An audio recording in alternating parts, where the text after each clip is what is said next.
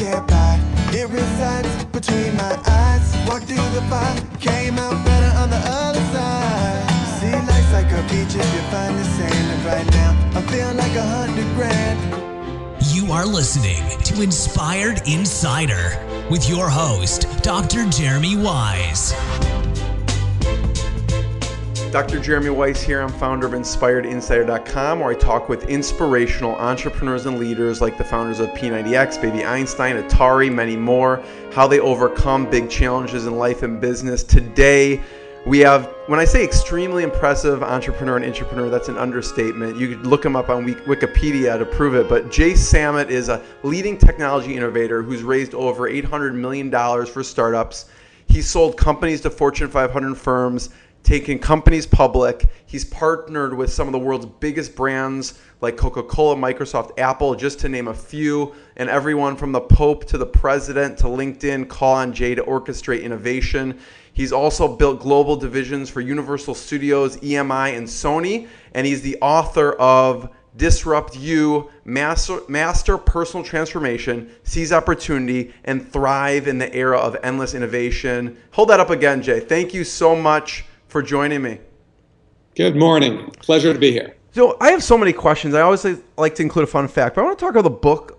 How'd you choose that cover? Show me the cover for a second, because I thought it was interesting. You have the blue fish going the opposite way, and then tell me about that. So what you really want to do is you need something to pop at retail, and you need a graphic that tells a story. It's like launching any brand. Yeah. And when you talk about personal transformation, what's a symbol of that? And so many of us expect to get success by following what others have done, and yet no one leads by following a path. So it's about going the opposite direction. It's about understanding changes of current. And so the fish that goes the wrong direction, that seemed to be, or as I like to say, only dead fish go with the current. That's a good one. And I want to get into some of your great stories from the book. It's fantastic. I listened to it 1.5 times. But I want to ask a few questions first. Like, why, you're a busy executive. You have a million things going on. What made you write the book? It's my way of paying it forward. So I'm no different than anybody else. My success was just refusing to give up. Yeah. And when I talked to the whole bunch of friends that became billionaires and built all these companies that now everybody thinks about, we were no different. We weren't better educated, better connected. We weren't part of what was supposed to be, taking over the world. Mm-hmm. And I give back by teaching a college course on how to build a high-tech startup. And I realized here were these really bright minds that had never been exposed to how you really disrupt an industry, how you really change. And everybody always talks about wanting to change the world, but most people don't want to admit it starts with changing yourself. Right. And on that front, I always like to include a fun fact that most people don't know about you.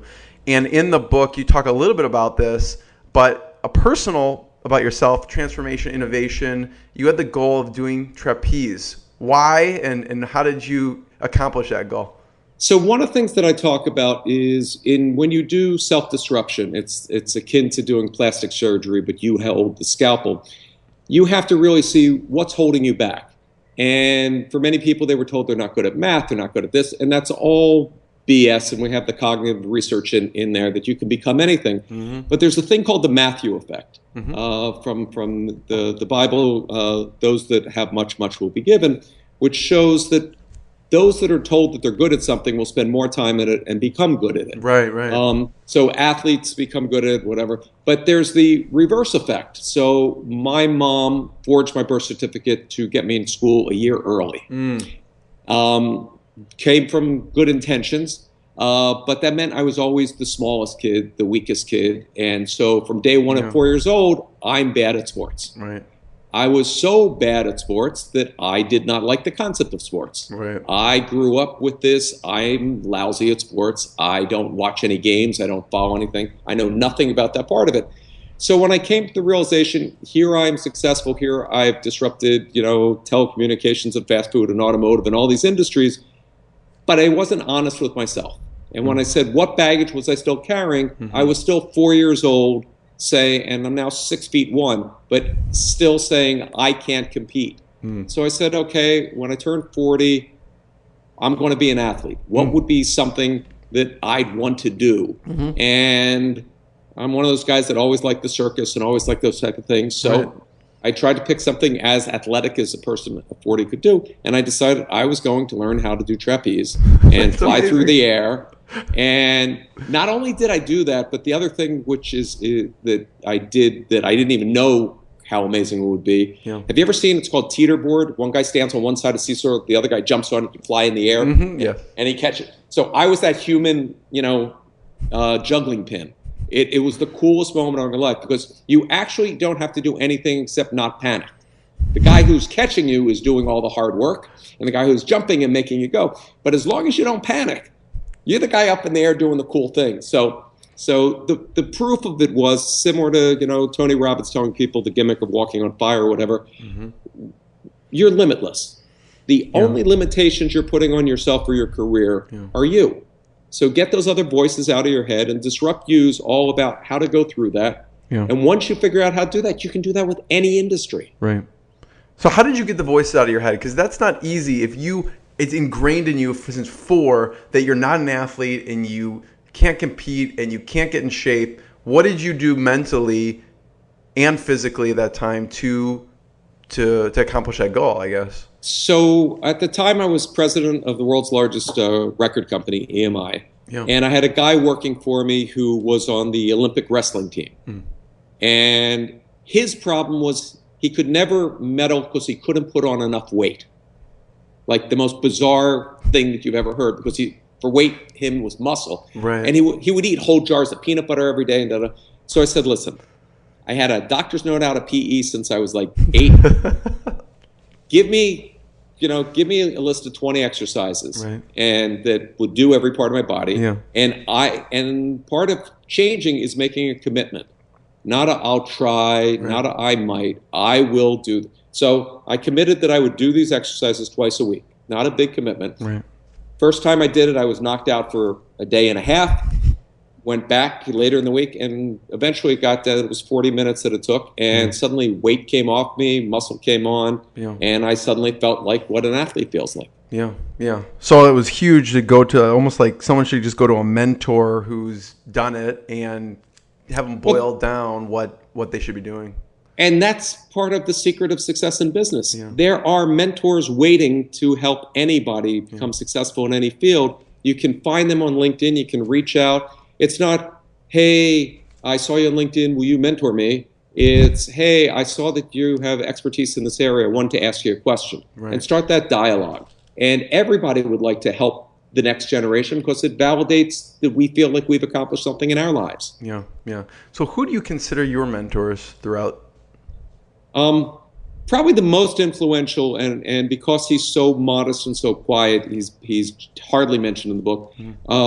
Richard Branson had a partner from day one named Ken Berry. One of the most interesting and humble guys you'll ever meet, who really just showed me a different way of interacting with people in success. So what did he show you? What was it? Well, the joke that people used to say is when Ken would fire somebody, they'd leave his office saying, "You're right, Ken, this isn't the place for me. Now is the time for me to get on with my life and do something." It was just, there's no one sentence. It was just his manner of doing it. But when he recruited me to try to transform the music industry from selling round things to digital downloads and subscriptions and Steve Jobs and all the different things that we accomplished, I said to him, I'm not a music guy. I don't know anything about your industry. And he said, I got 11,000 music guys. What I don't have is a future. And so I would try something, and anytime I would have hit a brick wall, I don't know how to get past it, I don't know what I'm doing, he was the kind of boss that you could go to and solve for. So I embodied that when I manage people, and I run a public company, as you know now. And I give them 2 rules when you come work for me. The first is, you don't work for me, I work for you. Your job is to tell me what you need to succeed. If I get it for you, then it's on you. If you don't ask me or tell me what you need, then you're not doing it. And the second one, which freaks out a certain type of person, is if you work for me for a year and you don't make a mistake, I will fire you. And I'm religious about this because everything that you're doing is trying to try things that weren't tried before. And if you can't overcome your fear of failing, And that's the big mistake. Failing is not failure. Failing is trying something and finding out it doesn't work. Failure is throwing in the towel and say, woe is me. Yeah. You know, Bill Gates and Paul Allen's first company went bankrupt. Walt Disney's first 3 companies went bankrupt. Henry Ford's first 3 companies went bankrupt. You know, it's about getting back on that horse and learning what not to do again. Right. That takes us back to your early days. And there was a kiosk. Talk about that. That is, quote unquote, learning failure story. Yeah. So what's interesting about that story is you probably didn't. Well, the audiobook they wouldn't have it, but there's a footnote in that story. So I'll tell you the footnote because it would have diverged in the story. So the short version is, I made the first what was called player activated lottery machine. You walk up, you touch the screen. This is before there were touch screens. This was like cutting edge 1980s. Yeah. You touch the screen and it prints out your ticket. And we were running in a bunch of states, and we were going up for the California lottery, the biggest state. We had the best machine. The other guy's thing was a little, green numbers on a black screen. The back when computers only had one color. Yes. You look at the two. It's like, do you want the Rolls Royce or do you want the rickshaw? I mean, that was the difference. And what I didn't know is the FBI had secretly videotaped the state senator making this decision, getting a briefcase of $50,000 in cash. Wow.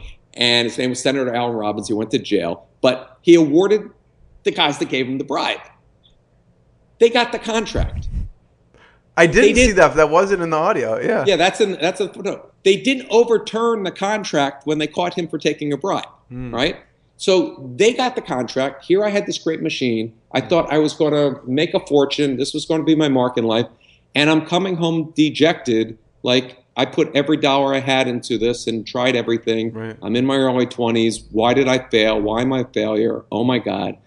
And I'm thinking about this machine. And I land at LAX, and this is when I'm like every penny counts. I'm young, a young father struggling. And I'm trying to figure out how to get a van home from the airport. And back then they had live volunteer women that sat for a few hours a day and told you how to do this or that. There's nobody there. There's nothing going on. And I go, wait a second, look at all these people. 50 million people go through this airport. They speak all kinds of languages, and there's no way to do anything or get a ticket you have to wait on a person. Right. What if I take this kiosk and turn it into something for airports? And today, when you go through the airport, maybe you'll think of me, because kiosks have now replaced tons of jobs. The other footnote on that is at the same time we went to McDonald's and tried to convince them, this is in the 1980s, that your cash register was basically a touch screen that had a small soda, medium soda, big soda, because they don't have the most educated workforce. Why not turn it around and make it a kiosk? So you could order your own stuff, get it right, save all those employees, make tons of profits. Yeah. Nobody heard. We tried it with the drive-through. We tried everything. Nobody cared. Now that the U.S. has mandated $15 an hour minimum wage, McDonald's now has kiosks. So the problem that people don't realize is 40% of all jobs that presently exist will disappear by 2020. That's only 5 years away. That's amazing. Yeah. So whether you're a manager, whether you're bottom, your career, whether by circumstance or by choice, is going to get disrupted. Yeah. So you either learn how to turn every obstacle into an opportunity and be part of the new wave, or you get swept down and lose. Yeah. And that's why this book is so important, because whether you are starting your company or you're in a company, either way, you're going to need to disrupt. Yeah. And the mistake of people that are middle-aged are they have a skill set. They've been at one company, one career. They know how to do one thing. And all of a sudden, Kodak is gone, or Lehman's is gone, or the music industry is gone, and they don't know what to do. And at the other side of it, we have 2.3 billion millennials. That is more people in one generation than were on the entire planet when our parents were born. Yeah. There will not be corporate jobs for 2.3 billion people. So either they learn how to create their own business, they look at what's changed in the world that they can benefit from, and we're living in this era of endless innovation. There is endless opportunity. Yeah. Every month there's a new self-made 20-year-old billionaire. A billionaire in their 20s is happening monthly. Yeah. Doesn't that make it feel like you and I have wasted a lot of time? Don't remind me. Yeah. But you're one click away from 6 billion consumers. Yeah. You only have to be right for a nanosecond. Yeah. You only have to push once for you to make it to a billion. Yeah. So two questions.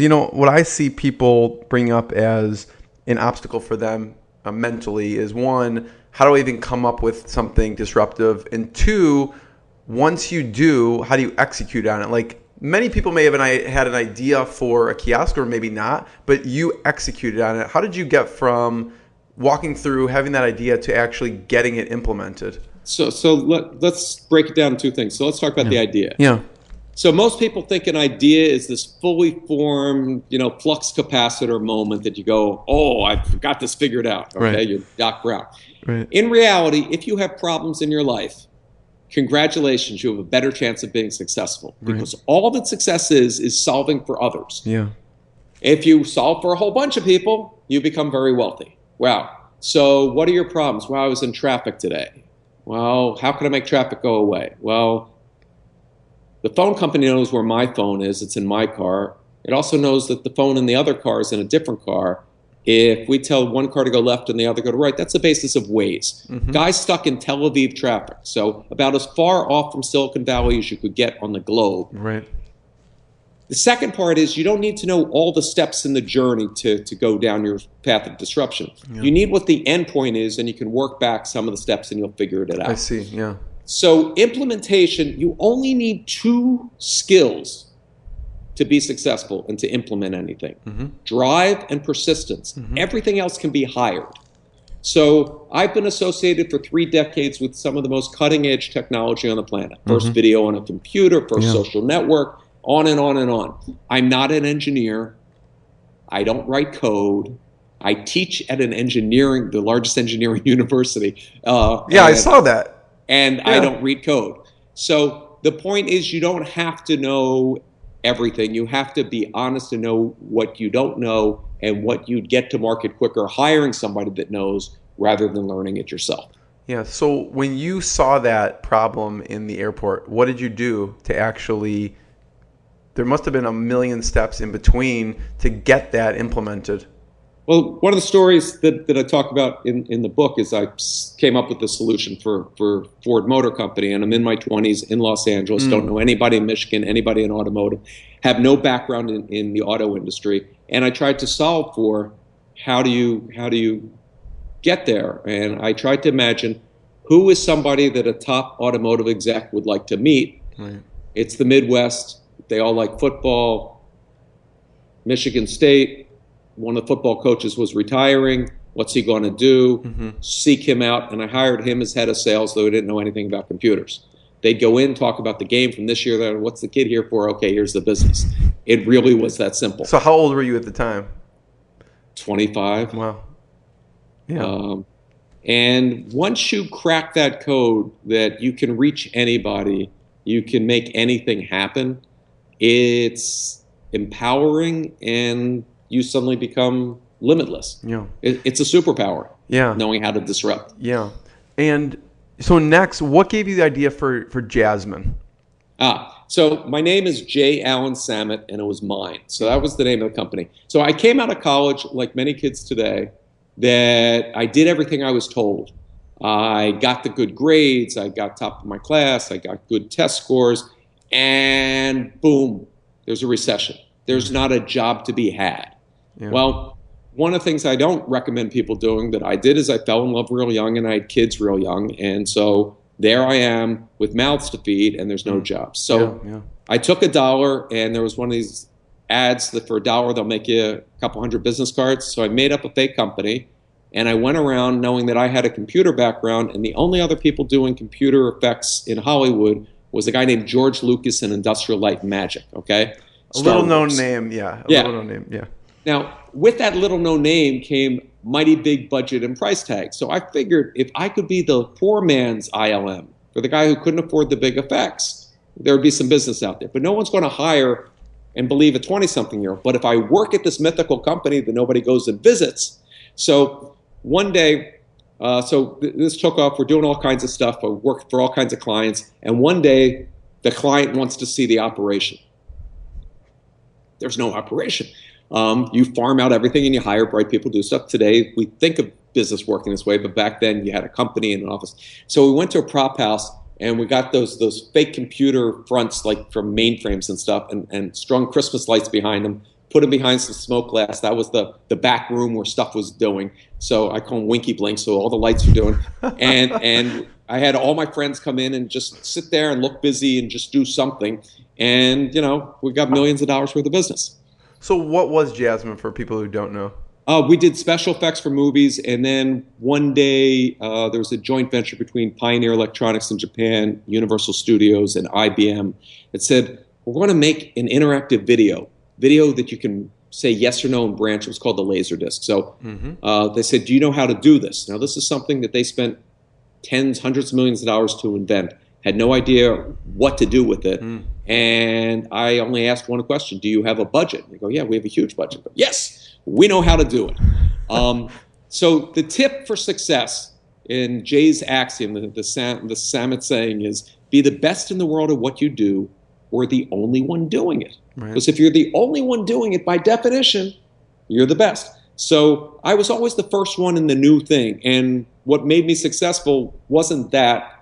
It's a certain amount of luck that what you pick as the next new thing turns out to be the next new thing. Yeah. And we talk about how to look at trends and waves and what those are. Yeah. And with that, when they say that, I mean, you could take that in a million different directions with a laser disc. So what path did you choose? What made you choose that path?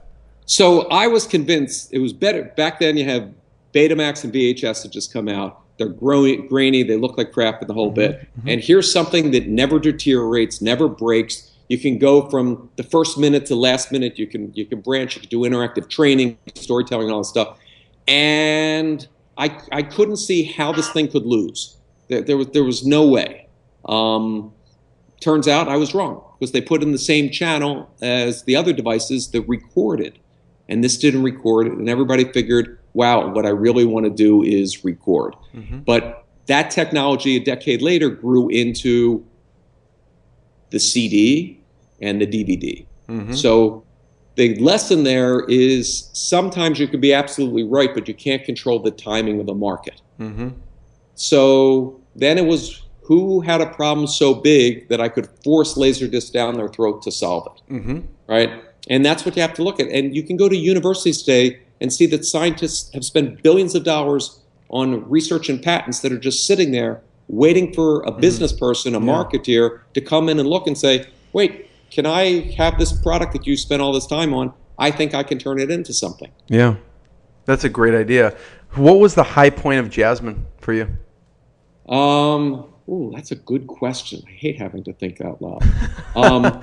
There were so many because it was my first time running a company. So I would guess... You can name a few if they come to mind. Yeah. So the most, and this sounds like a name-dropping thing, but the most out-of-body experience. So make a long story short, I ended up being partnered with the biggest name in music, a guy named David Geffen, for my biggest selling product, the first video game that had real rock and roll music in it. It was Breakthrough and all that.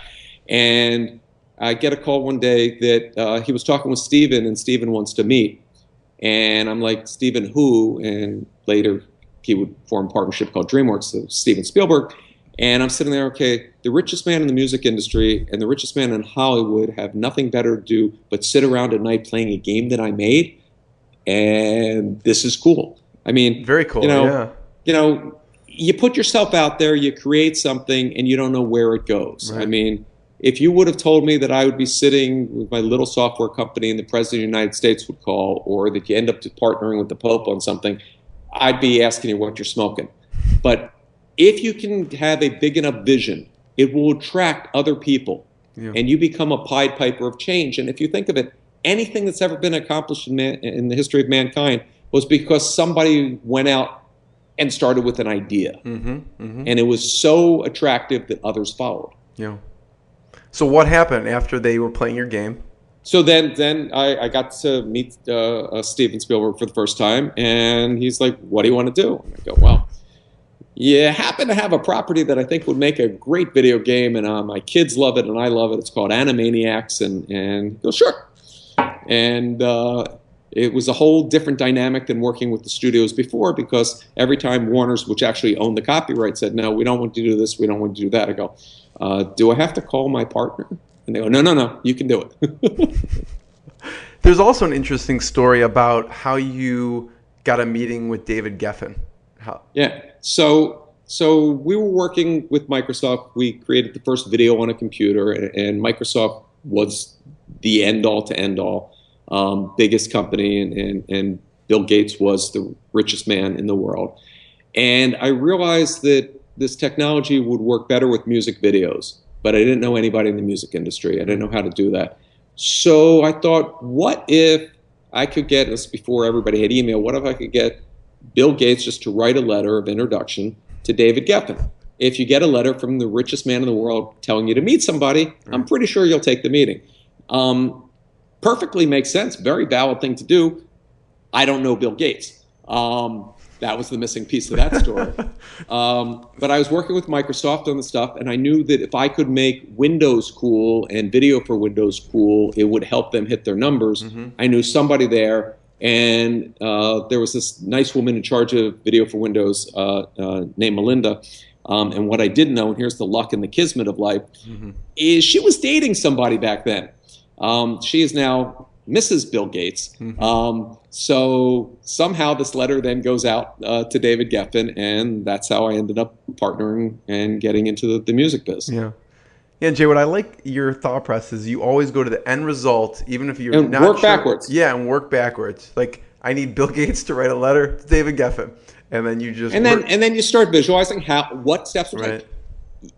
If you think about it, any doctor you've been to did the same thing. To be a doctor, he knew he had to go to med school. To get to med school, he knew he had to get good grades. It was a very linear path. Most of us can't connect the dots. And I remember I actually started thinking this way when I was in college. I was one of the editors of our college paper at UCLA. And so all these celebrities came to campus. Big political figures, movie stars and everything, Bob Hope and Gene Wilder and all these people. And I would sit down and interview them, because I wanted to find out, okay, at some point you were where I am now. Right. How did you get from here to there? What's that path? Because we go from 7th grade to 8th, 9th to 10th, and there isn't a path. Right. And that's what people have to understand. You have to blaze your own trail. Yeah. Who is your favorite person that you interviewed?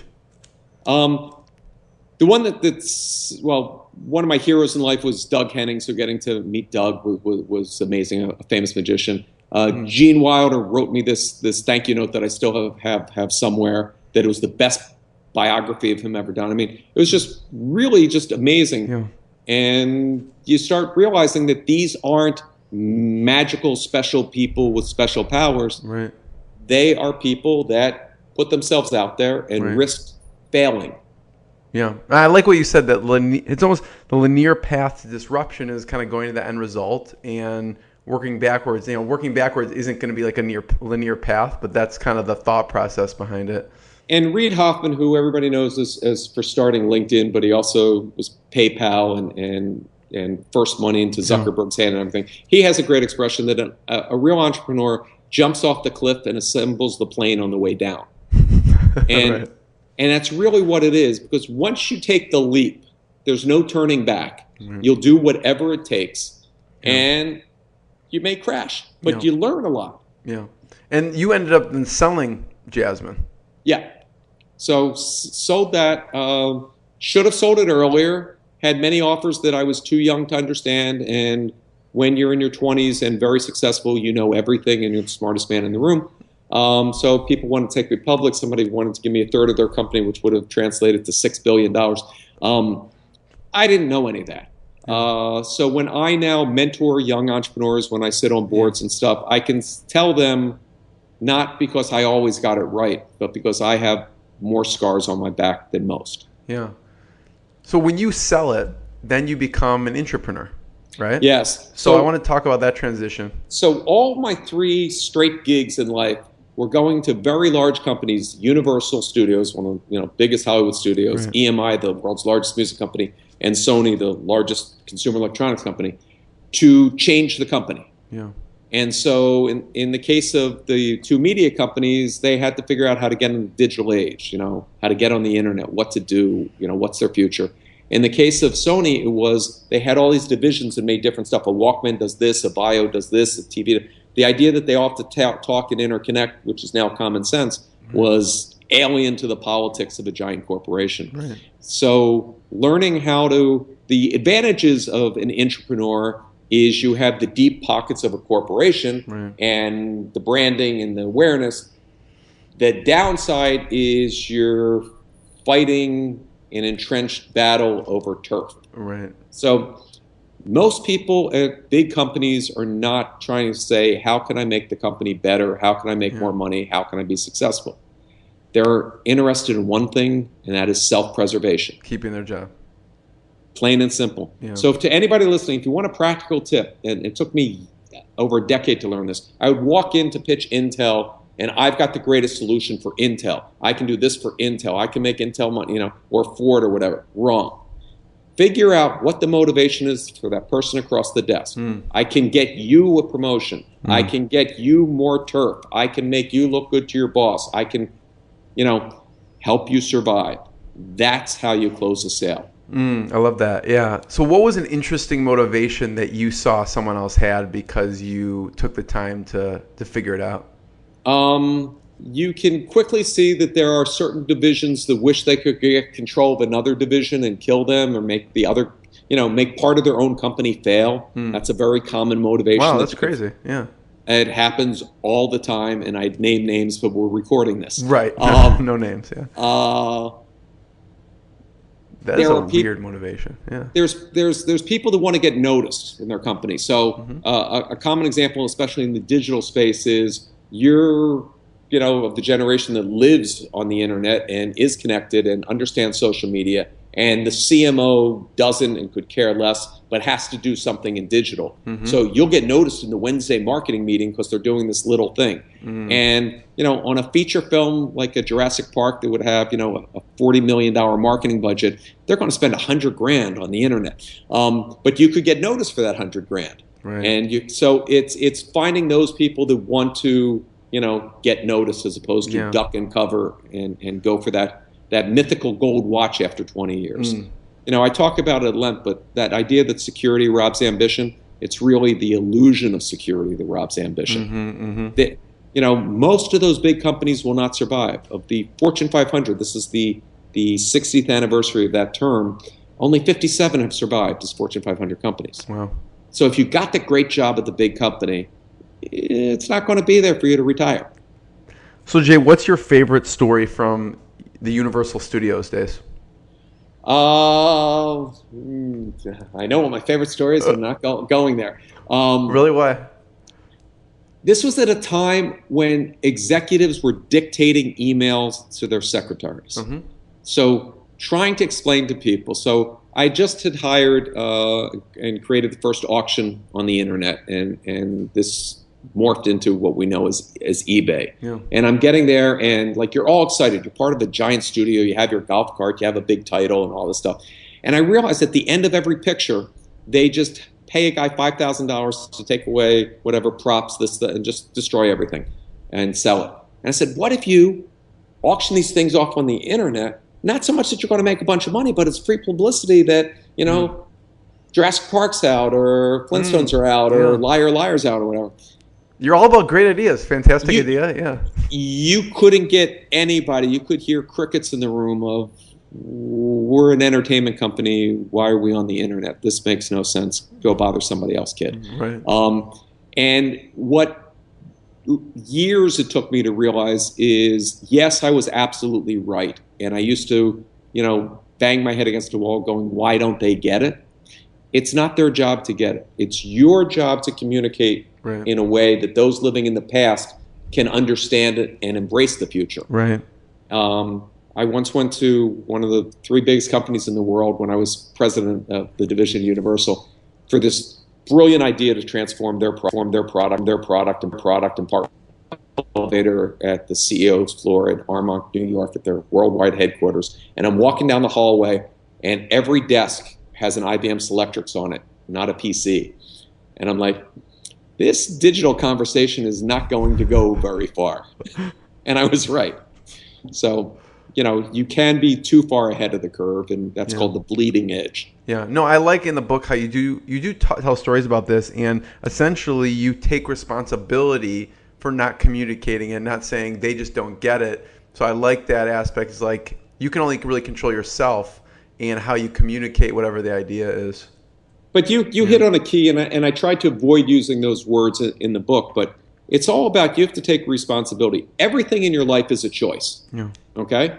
You always have a choice. Yeah. And you go, well, what if terrorists take over my plane and it's going to crash? You have a choice.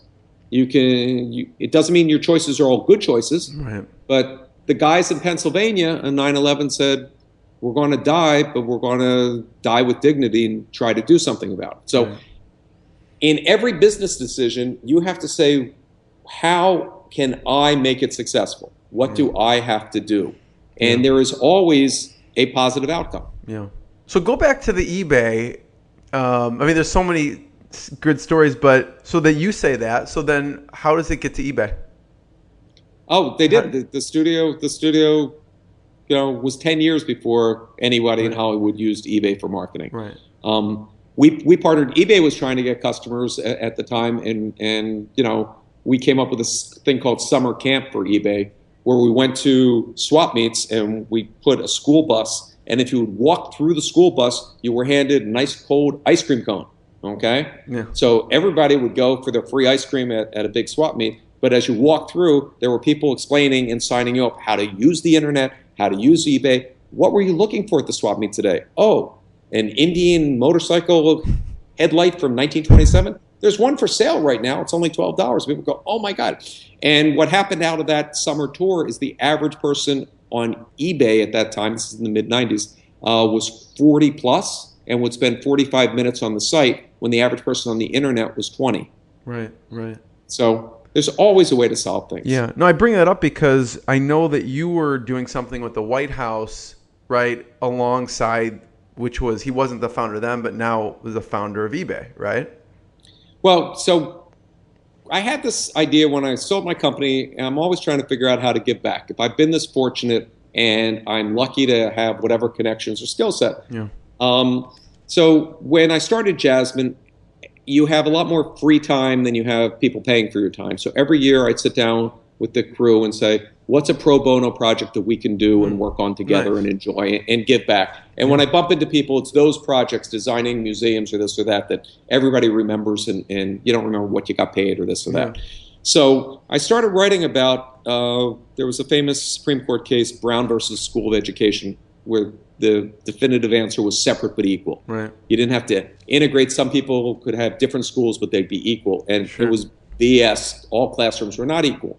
But if we could get the internet into the U.S. schools, if every classroom had a computer, some kids would just watch cats playing on the piano, but it would give the opportunity for that motivated person to learn anything, have up-to-date knowledge, up-to-date maps, whatever. Yeah. So I started writing and speaking about this, and then one day, out of the blue, you get a call from the White House. Will you make this happen? I go, absolutely, Mr. President. Oh my God, I can't believe I'm at the White House.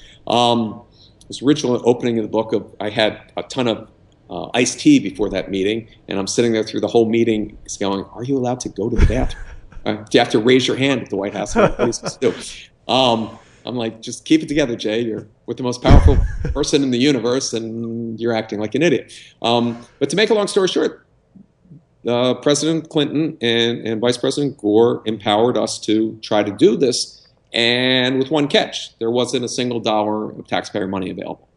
So I was trying to say, well, what do charities do to raise money? Well, charities get people to donate stuff and have an auction. Why don't we just do that on this new medium, the internet, where I can get tons of corporations to donate stuff, Microsoft, Sony, everybody, and then we'll raise the money. Well, no one had ever done an auction on the internet, so we found Pierre, and Pierre wrote the code, and it didn't go as smoothly as it should, but from that, he figured out how to solve the trust issue, and that's why he became a billionaire. How did you know Pierre was the person to call at that time? So you have to understand that the internet at that time was probably being used by 1,000 people. Mm-hmm. So if you put something up on the internet, there was somebody that would respond. Right. Just like when Bill Gates started on email, he would answer any email that came in. Like, it wasn't like you had to go through a bunch of people. And today it's not much different in that you can pretty much identify and find anybody on LinkedIn or through social and have a direct contact. I talk about, a gal who just tweeted to Richard Branson, and she was a high school dropout, had a decent idea, and Richard gave her $1 million for her company. Outcome and book update, she sold the company, everybody made money, and she's on to her next one. But it's really about looking at the end state. I talk about making your disruptors map of where you want to go. And a career is much like going on a trip. It's just a longer trip with a lot more baggage. If you're going to Hawaii, you're not packing the lawnmower, you're not packing your ski park, you're not packing any of that stuff. You're saying, what are those things that I need? Oh, I want to go snorkeling, I don't have a snorkel. Well, you want to achieve something and go, I don't have that piece. You can either learn it, you can hire it, you can rent it, you can get advisors. Yeah. It's that simple. So, Jay, what was the call like when you got a call from the White House? Well, you like to hit all the times I embarrass myself in life because I am that idiot that's successful. My assistant at the time I don't think this is embarrassing at all. The president's on the phone, and I'm like, the president of what? You figure it's the president of some company. No, the president. So I pick up the phone, and it's somebody doing hello, Jay Samit, some Arkansas lousy accent, and I'm like, okay, who is this? That this is like a really bad impersonation. I don't have time for this. And the president of the United States, the most powerful man on the planet, has to prove to you that it's actually him. So that was kind of weird. And it was just getting invited to the White House, and you just get totally this sense of, wow, I am being empowered to try to change the world. Yeah. What led me to that state? How could somebody else do this? So the first third of the disrupt you is how to change yourself to open yourself up for success. Yeah. The second third is how to look at any business differently and capture that value. And the third is if your financial needs are met and that doesn't motivate you, how to apply this to solving any of the world's problems. Climate change, water, starvation, whatever it is. And some of the amazing stories of people that said, how can I take the same process to take on drug lords? How can I do this to depose dictators? I mean, right. The part of the Arab Spring that got the least amount of attention is countries that had dictators for millennium overthrew them without a single bullet or anybody dying. Some of the countries were a little more violent and still going on, but there was peaceful overthrow by empowering people with social media. That's amazing. Yeah, yeah. And going back to disruption, you pioneered EMI's digital model. So yes. What were some of the things you did at that time? So let me take everybody back in the time machine. So it's about the time or just before Napster and everything, and every record company was convinced that they could fight off this thing called the internet. Let's just ignore it, stop it. No music can go there. End of story. They were so anti-internet that Jeff Bezos at Amazon was just selling books, and he wanted to sell physical CDs. No digital rights, no downloads, no any of that. Physical CDs, and every single record company shut him out. They wouldn't let him sell it. And a physical record store would charge you for end cap positioning, have refunds, all the stuff. This guy just wanted full wholesale, no strings, whatever. And I'm like, I'm breaking this boycott. This is silly. Here's a guy who wants to sell our stuff. He's got the most customers of anybody. Why wouldn't we? And once you open yourself to try anything, so we knew digital would change. And back before broadband, the only thing that fit through the pipes was music. So my word out to the industry was, anybody come in and see me. If you have an idea I haven't heard, I'll try it. It may work, it may not. Digital jukeboxes and ringtones. And so at a time when we couldn't sell a single physical song for anything, somebody came with the idea of selling 10 seconds of a song for $1, a ringtone for a phone. But it was so easy, one click and you'd get it on your phone. $1.6 billion in revenue the first year. Wow. You couldn't sell a song, couldn't get anybody to buy an album, but you suddenly invent this new product. Yeah. And a highlight, I'm trying to give you stuff that wasn't in the book. A highlight from that time was, so I had all these great acts and worked with all of them to get their rights and make it happen and everything. Yeah. From the Sinatra estate and the Beach Boys and David Bowie and Pink Floyd and everyone. But the Beatles, no. The Beatles wouldn't say yes to anything. They had their own, internal divorce. If one liked it, the other didn't, and there was no way to get anything through. Until one day, I pitched them something that had bothered them since they were the lads in Liverpool. And when they were growing up and they were poor, every bar had a jukebox. And the jukebox, when you put in your coin in the jukebox, half the money went to the bar owner and half went to the person that owned the jukebox. The musician got nothing. And this bothered them. Yeah. So a guy came up with the idea of, what if you have a coin-op jukebox in bars, but instead of it having records, it's hooked to the internet so you could have a million songs to choose from. And they go, we love it. And now the artist would get paid. And so out of all the deals, they turned down a deal for $100 million. They turned down tons of deals. They finally said, we'll do this, Jay. And I'm like, oh my God, I'm so happy. I'm a huge Beatles fan. I got them to say yes. And Neil Aspinall, the manager, goes, but they're still not completely sure. So they're only going to put 5 of their songs into this new medium called the internet. I go, that's great. That's great. Which 5? Jay, you get to pick. Wow. And that was just like the coolest thing. Like, as a fan, to get to, make something happen. That's amazing. It also brings up, it seems like you're always kind of like ahead of the curve, which it's great, but it also, you're forging a new path. And talk about Animal House, I think it was. Oh, yeah. So the way that I accurately predict the future is I hang out with the people that are coding it. So you know what's coming next, right? The Internet of Things, 3D printing, autonomous vehicles. These aren't secrets. But Animal House was a different one. So I'm here at Universal. They basically bought my mind because I built one of the biggest game companies, and they realized we want to go into video games. This makes sense. And that became a multi-billion-dollar division. But I'd been doing games for years. I'd done 300 of them. I was like gamed out. And I wanted to get more involved in this new thing, the web.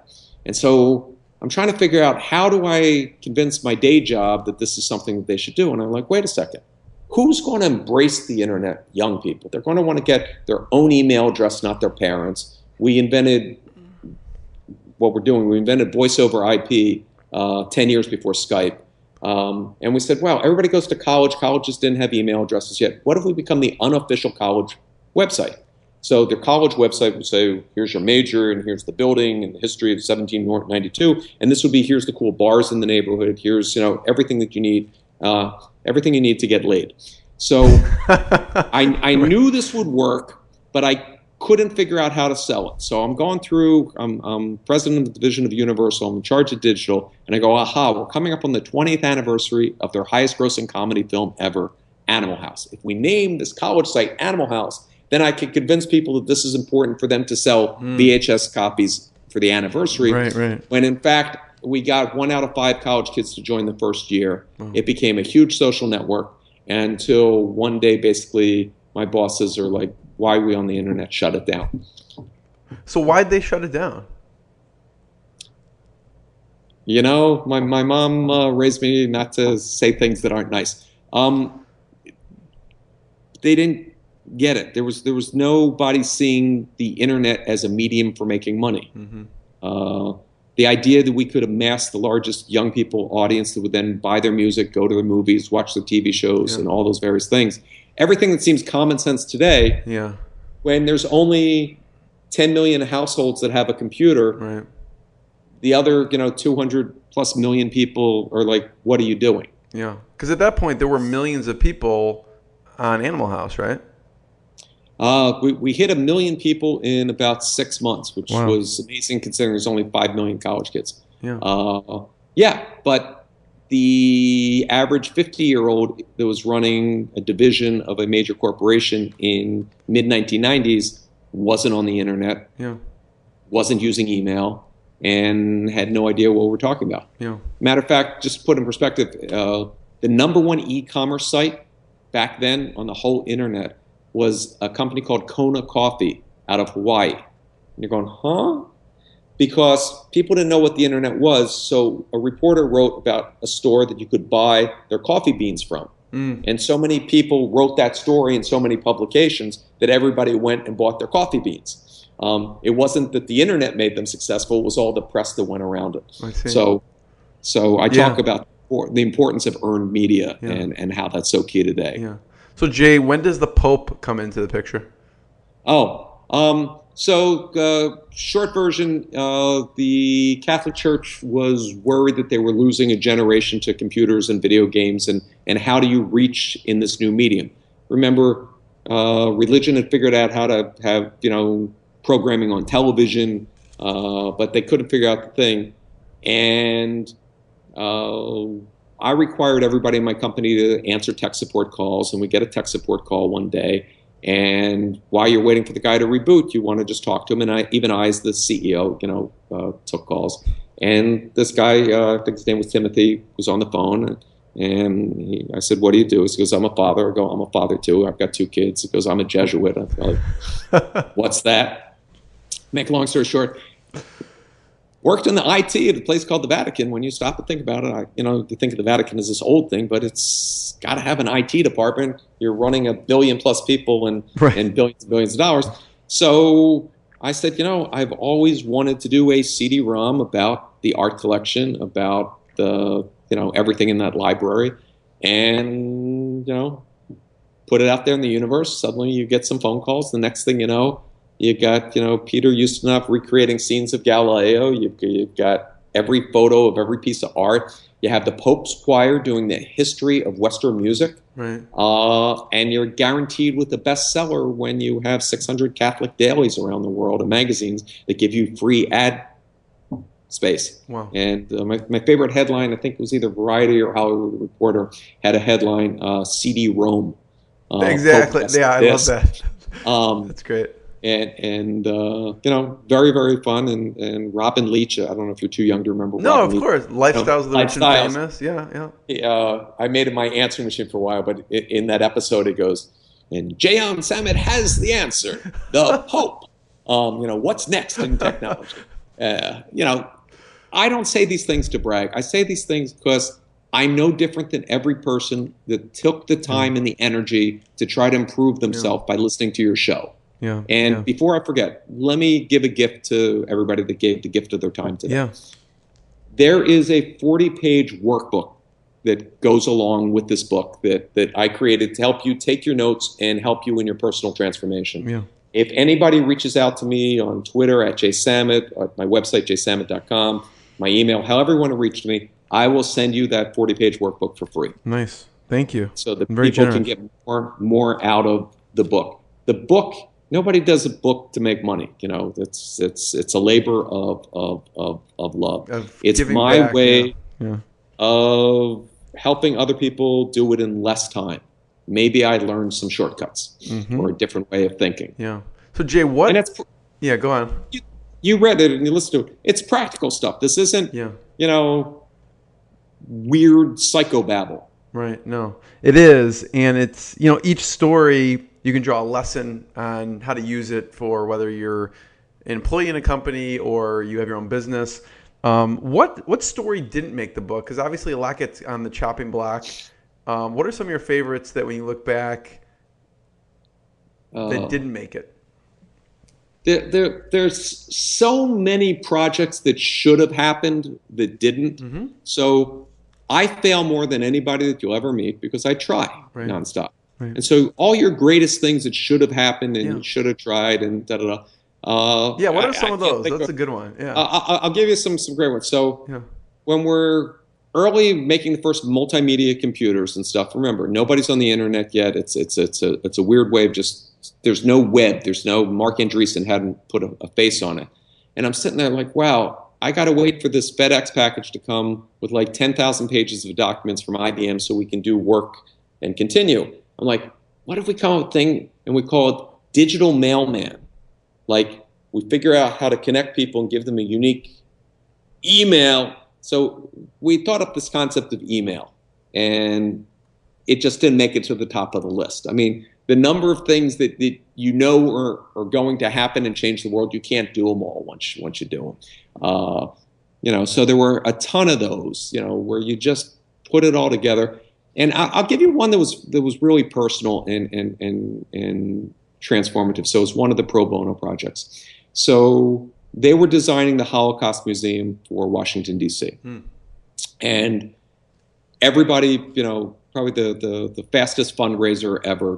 Everybody donated and amazing architecture and this or that. But they had a challenge. And the challenge was you have inner city DC school kids coming, you have survivors of the camps, you have their children, you have modern day Germans, you have a wide range. How do you tell this story in a way that is accessible to everybody, regardless of age, culture, or language? Yeah. And the second part of their challenge to us was we're historically going chronologically through the 30s and 40s, so there's no technology that you can really use in this museum. So make a long story short, what we came up with was, and they don't still do it because it slowed down traffic, but it was really a powerful thing. When you walk into the museum, there were 2 sets of bins for men and women by age of passports. And the passport would have a picture of an actual human being. I was there. I actually went through when they did this, yeah. Yeah, and the story before the war, and the only visible technology was we put a little barcode on the back. And as you went through the checkpoints of the museum, you held up your thing and it printed out the next page. And the inspiration was, I still cannot understand 80 million people dying in the war or 6 million people dying in the Holocaust. Right. But I can relate to one person like me. Yeah. So a small child would go through and say, I got a brother, he's always beating me up and I hate taking piano lessons. And as you go through, I'd only like to know, is my brother alive? And for 15% of the passports, they were survivors. And you'd go in this marble room that had video displays and you could hold up your passport and see now as an old person, that actual person that you experienced that journey with, telling you what happened with their life. Yeah. It was very powerful. Yeah. So the ability to really, apply what you've learned, what you have a skill at, to make an impact on others. Too many times we get lost on that impact has to be just financial. Yeah. If you're passionate about what you're doing, you will find a way to make a living. Yeah. But if you're passionate about something, share that passion and disrupt the world. Yeah, that's an amazing story. The reason I'm doing this interview with you, or interviews in general, is because my grandfather was a Holocaust survivor, and I remember watching his interview with the Holocaust Foundation, and it really touched me. So, yeah, thanks for that. Is amazing. It goes back to that one person that's affected, and it's so powerful. Yeah. And I'll give you a positive one that's on the other side. So not a depressing one of is the person you're holding up going to die? Yeah. So they decided that Ellis Island and Statue of Liberty was worn down and all this, and they did a whole redo and Laserdiscs being part of the museum and everything. And great stuff. But the one thing that I got to put in that museum that touched me was my grandfather, who came from Eastern Europe as a little boy in the beginning of the 20th century, told me a story that as a little boy, he got off the boat and he'd heard all the stuff, but he didn't know what America would be. Is this bad? Is it scary? This or that? And they handed him a banana. And if you came from Eastern Europe, you'd never seen a yellow fruit like this. And it tasted so good, he knew life would be sweet in this country. So when you go through the museum that we did at Ellis Island, there's all kinds of stuff that you can touch, a suitcase and hear this story, this, and see the video of the thing. But there's just on the wall, there's this banana. And it just seems like incongruous to everything else that out of place. Yeah. Have to do. But when you touch it, you hear an actor, a little boy actor, telling my grandfather's memory. Oh, wow. That's amazing. Holy cow. And that's still there. Like if I go there. Yeah. Wow. Yeah.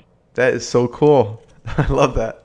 Your sons. I want to talk about your sons. Because the biggest thing is, what do you teach them about disruption? They're 2 successful young men, right? So what are they up to that's exciting? And tell me about some of the things that you did that you instilled on them early on. Well, I can't take credit. They're amazing young men, very successful, very creative, did everything right.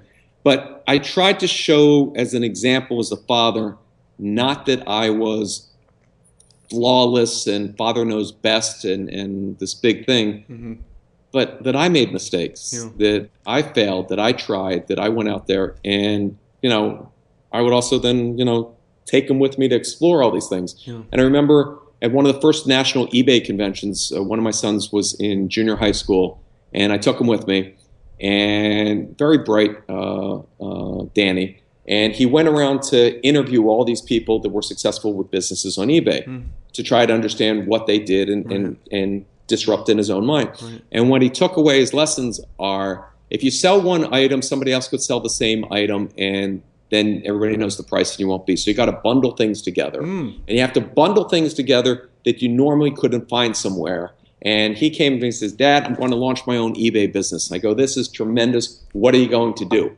Remember, he's in junior high. Martial arts weapons. What? And I'm sure he would kill me today, because I doubt if anybody in the professional world knows. So he contacted manufacturers, and they would drop ship direct to the purchaser. Wow, so amazing. He's never touching anything. Yeah. He's just making an offering of 2 throwing stars and a knife or whatever it was, and he instantly was making money. And the only difference was, once he had proved the concept, money had no relationship to his life, so he got bored and just stopped. But he proved that he could make a successful business by just deconstructing how to do it. Right. That's amazing. Yeah. Yeah. What's another one that you encouraged them, or business they started that you were overseeing? I was making video games, and yet we didn't have the state-of-the-art game system in the house. I didn't let them. And it wasn't that I was being a hypocrite. It's, I believed if you want to use a computer, learn how to use it. And if you can learn how to, so they know how to code, the old man doesn't. They speak a bunch of languages. I don't. I realized what I missed out. And my mistake in education was I wanted to please my parents, which meant getting an A. So my focus in school was, what do you have to do to get the A, as opposed to what can I learn? Right. So by the time you morph that to college, it's how do you take the Mickey Mouse classes that you'll learn absolutely nothing for the least amount of effort, but be guaranteed to get an A so you can go into graduate school. Whereas what they did is they learned to love learning. Yeah. And how'd you do that, though, Jay? How'd you do that? How'd you get them to learn to love learning? I was blessed that they went to schools and teachers. I really can't take credit for anything in their success. Spend a lot of time with kids. They're sponges. Throw everything out at them, and you don't know what sticks. I didn't try to make them become mini-me's, yet things that are my personal passions rubs off. And I actually tried, on the sports example that we talked about, I didn't want to have my bias, so I was the soccer coach, right, and the Little League coach. I knew nothing about these. Our teams never won anything, except we always won best banner in the parade. I was the Cub Scout coach. Again, didn't know how to do any of the knots or start fires, but when they had the Pinewood Racers, ours had the best paint jobs. You were talking about the straight A's and pleasing parents, and I think you put out on Twitter the quote, one of the Beatles quotes about, I can't remember what it was. It was about when the teacher asked him. Oh, John Lennon. Oh, yes, yeah. The teacher asked young John, "What do you want to be when you grow up?" And John said, "Happy." And the teacher says, "I don't think you understand the assignment." And John said, "I don't think you understand life." Right. Yeah, my dad was a public school math teacher, and the deal was, if I would bring home an A, I would get $1, and if I got a B, I had to pay him $2. Wow. I never got a B. Okay? Yeah. The rules were set. I ended up missing out on taking all the things I would have enjoyed to learn in college. Yeah. I was a poli-sci major because it was the least number of classes to get your degree. I cheated myself. So one of my sons went to Brown, and when he explained to me Brown has no grades and no required classes, I thought of Jay trying to get the A and going like, oh, no. You're not going there. What he explained to me was what they'd set up, and it was Leon Panetta that invented it when he was a Brown student. They made a market-based economy. So for the English department to get funded to keep their professors, kids have to take English courses.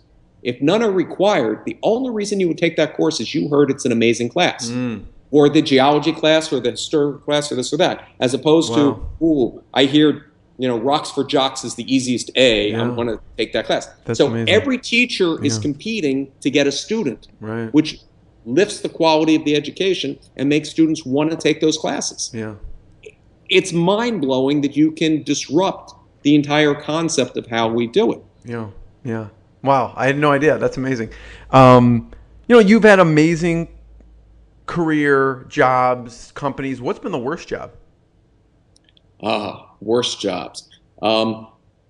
Working at retail, working in a restaurant or something I believe everybody should, because then you would learn how to treat those people a lot nicer. Yeah. Dealing with that. Wow, you really want stuff that isn't in anybody else's stuff. So there was a time when I absolutely needed money, and I gotta leave the name out. You ever watch the TV show Ray Donovan? No, I didn't see that. No. So Ray Donovan's about a muscle guy in Hollywood that fixes problems for studios and stuff, and it's based on a real guy who does private security. And so make a long story short, I took a job helping him write, and everybody's walking around with guns, and everybody's it's not a calm environment that I would normally be in. And why are they walking around with guns? Because they do a lot of stuff to keep people safe, and that they're hired because they'll do the stuff that cops won't. Got it. And there's alarm systems. To make this story very, very short, he told if the alarm ever goes on and screw up or whatever, just stand outside, driver's license between your teeth, your hands locked above your head, and because all hell's going to break loose, the sheriffs, the police, Secret Service, everybody. He provided the president security. He did the stuff that governments aren't allowed to. Yeah. So one day I screw up, the alarms go off, I'm standing out there, and I'm having this, life moment where I'm saying, I'm a father of 2 small boys. There are people pointing guns at me. I'm standing with my driver's license between my teeth. I'm not showing up this job tomorrow. And yeah, but it was amazing.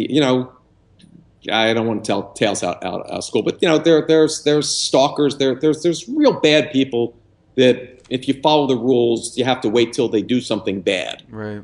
So there's other good people that do bad things to prevent that. And right. It was funny seeing this TV show that's either Showtime or HBO right now. It's a hit show. Liev Schreiber and everybody.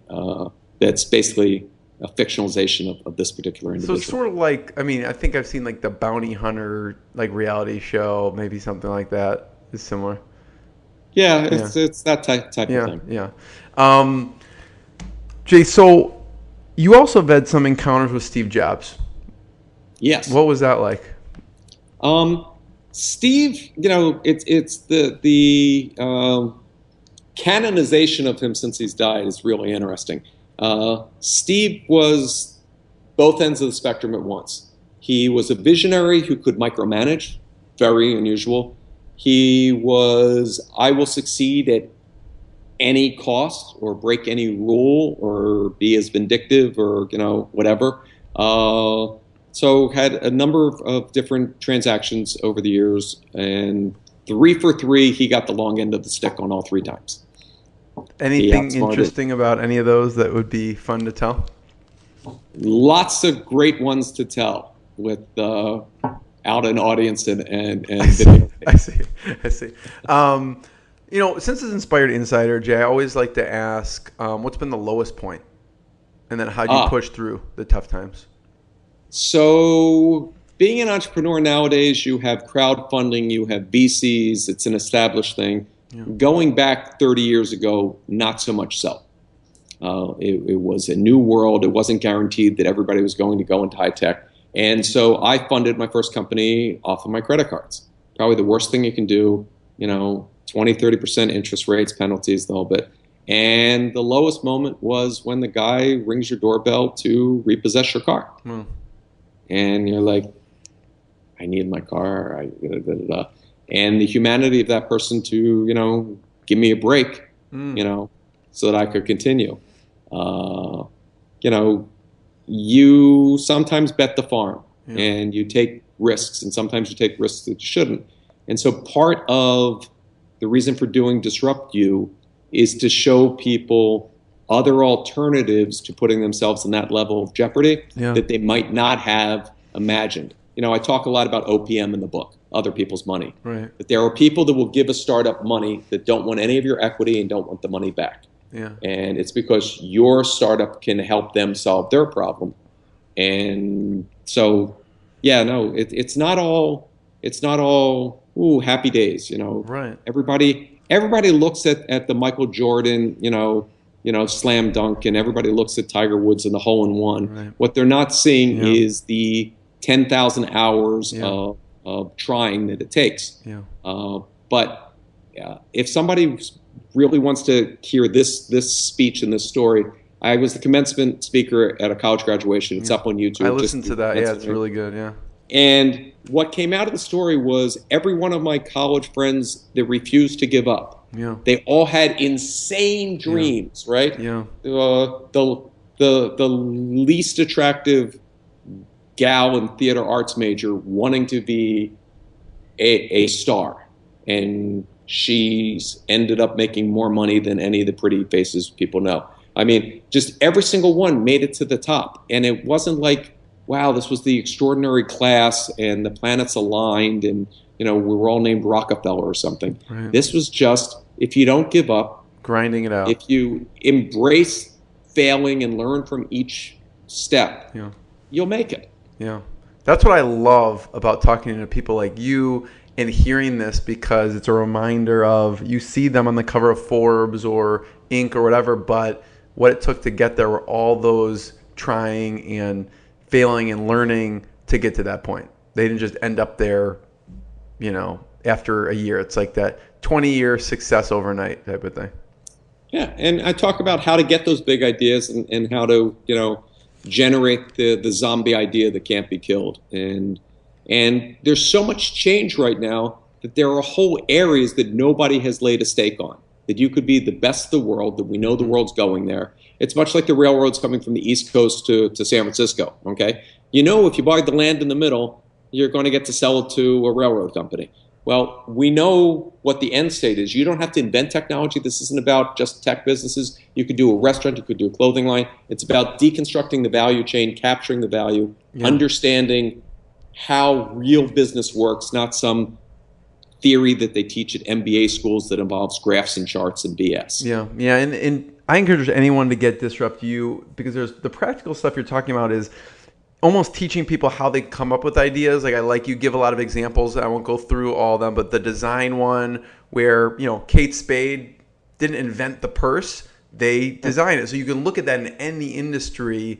Some of the things you're talking about, you can just apply that one concept of design and apply it to any industry, or one concept to any of the industries. So I really encourage people to check it out. It just makes you think differently.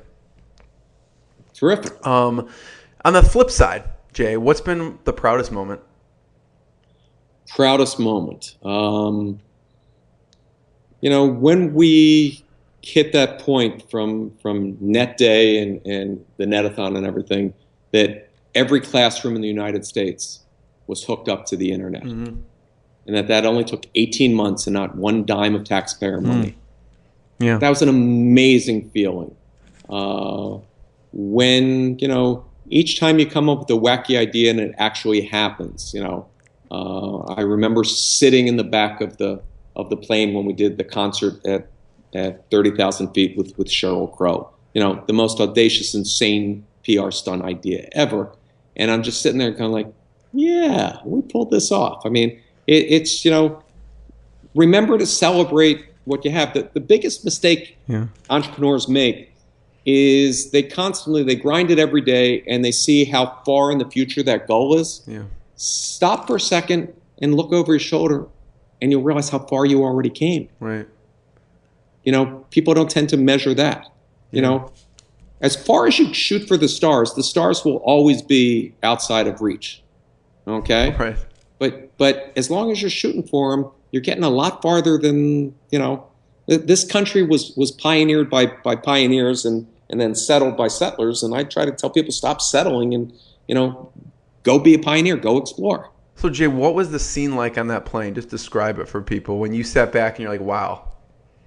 So the backstory was we were launching a digital download service. I needed a PR stunt. What if you could use frequent flyer miles to get songs and all that? And United was coming out of bankruptcy, and they needed a thing. And so I had this idea: what do we fill a plane with press? Have Sheryl Crow perform a concert, shoot it with 9 cameras, edit it on laptops in first class, give everybody a DVD so we could make the evening news. And it all sounds so simple. And Ty Braswell and my team that made it all happen.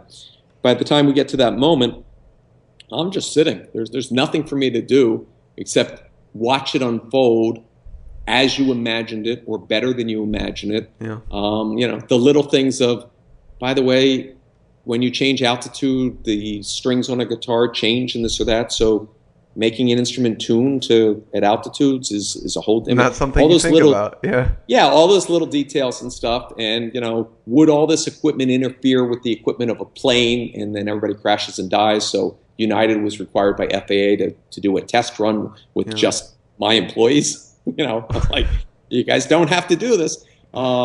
Just, how to do it. How do you let people when word leaks out that there's going to be this amazing flight, how do you stop other people from buying tickets on that flight?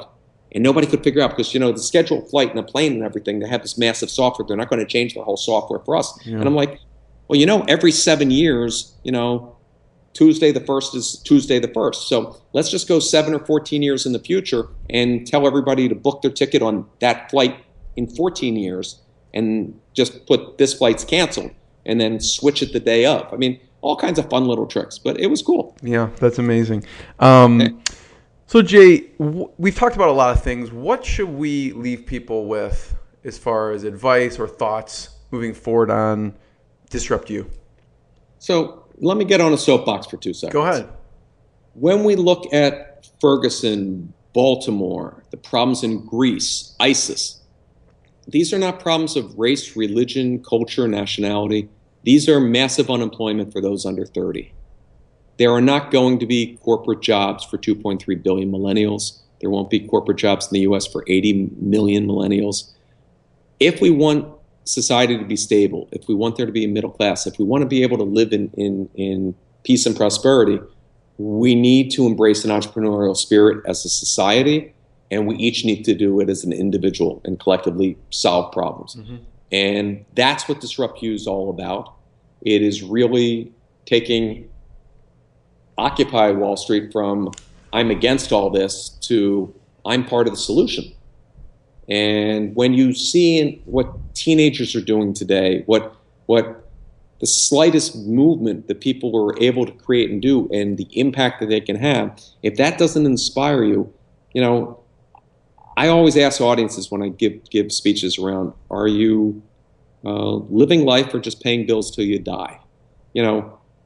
To me, the purpose of life is to have a life of purpose, to figure out something that you want, some mark you want to make. It doesn't have to be, I built the Taj Mahal. It can be, I raised good kids, or, I cleaned up my local river, whatever that you're about. But we have only one shot. Why not do the most with it that you can? And if Disrupt You can provide the inspiration, the motivation, the tools that you can apply to just get that much further, rather than have $100,000 in student debt, you can spend $10 and hopefully change the outcome of your life. Yeah. Disrupt You. Where should people check it out? Where should they go? I have one last question, but tell people where they should check everything out. So it's in bookstores, it's online, Amazon, Barnes & Noble, anywhere that your books are sold. It's available in audio with my voice. It's available in Kindle. It's available in Chinese, Korean, wherever your audience reaches. Yeah, and they can go to jsamit.com. Also, he spent 2 full days, over 24 hours recording the Audible, so you better get it. It's great. My last question, Jay, is your favorite magic trick. And you've been a magician for how many years? Oh, since I was 4 years old, so half a century. I love magic because, and let me explain why and why it ties into why I think I've been successful as a career. That's how I paid my way through college. Really? It's still something that I perform and enjoy. When you go see a singer, you want them to sing their best. Yeah. When you go see a dancer, you want them to jump their highest and have their best. When you go to see a magician, you want them to fail. You want to figure it out. Interesting. Yeah, yeah. It's the only art form where the audience is against the performer. You want to laugh at the comic. Right. You want to see the magician fail. So if you can overcome an audience that is always against you, changing the I never culture, thought about building it a like business, that. making $1 million, that stuff's easy. Wow. Going into a boardroom with yet another PowerPoint, I'm doing tricks every day. I love that ability, and I love that when there's a kid crying on a plane, I can get him laughing in 2 seconds by just putting something in my ear and have it come out my nose. Yeah. I don't know if this works on Skype, but there you go. Or the Hollywood version. But that's what I've always enjoyed. So for me, that's my hobby and what I spend time with. And as far as favorite trick, what are some of your favorite ones that you were so proud that you mastered? It's too long of a story, but I'll do the short version. So there's an organization called the Magic Castle. Yeah, and very famous. All the top magicians in the world, and you have to audition to get in. And so in my 20s, it was my goal. Could I get in? Could I be that level, be good enough? But then you stop, and just as I break down every business, I looked at it the same way. I'm not going to do a trick they haven't seen. I'm not going to tell a joke they haven't heard. My hands are not going to be the best mechanic in the world of such skill and dexterity that they will marvel. So how are they going to pick me? So the only thing left as I started deconstructing it, the same way I teach you to deconstruct business, was intellectual approach. What if I study the most famous routine that somebody did from a different era and show that I so appreciate the art that I do the routine identically, word for word, move for move. Wow. And so cups and balls is the oldest magic trick known. And the definitive performer was a contemporary of Houdini named Dai Vernon. Dai Vernon mastered it. He did the best routine. He was amazing. 1930s, nobody could beat him. So I'm going to do Dai Vernon's cups and ball routine exactly. Show up, Magic Castle, go in the basement. There's a bunch of magicians sitting around the table. And for the first time in his 92 years, as far as I know, Dai Vernon decides to show up to be one of the judges. Oh, my God. I had never shaken before or been nervous performing magic.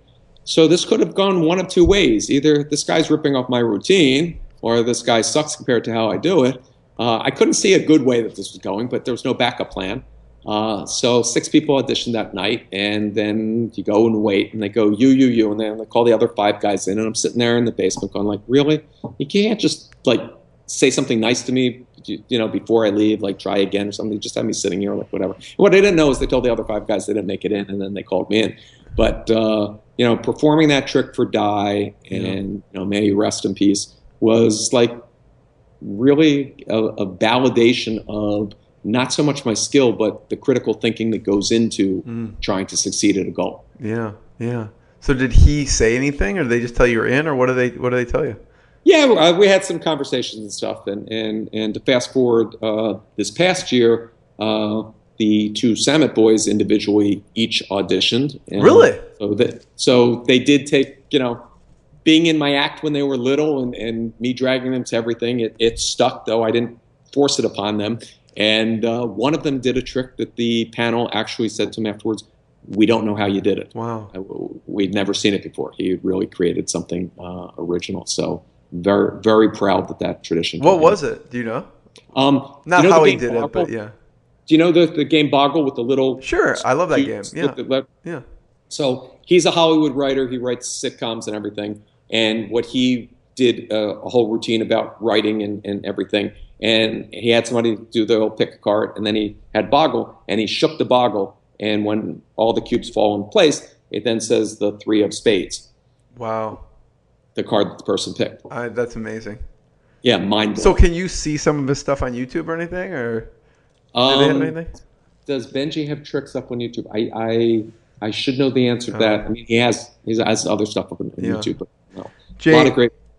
This has been absolutely fantastic. I could probably talk for hours about magic with you, but you're a busy man, so thank you so much. I really appreciate it.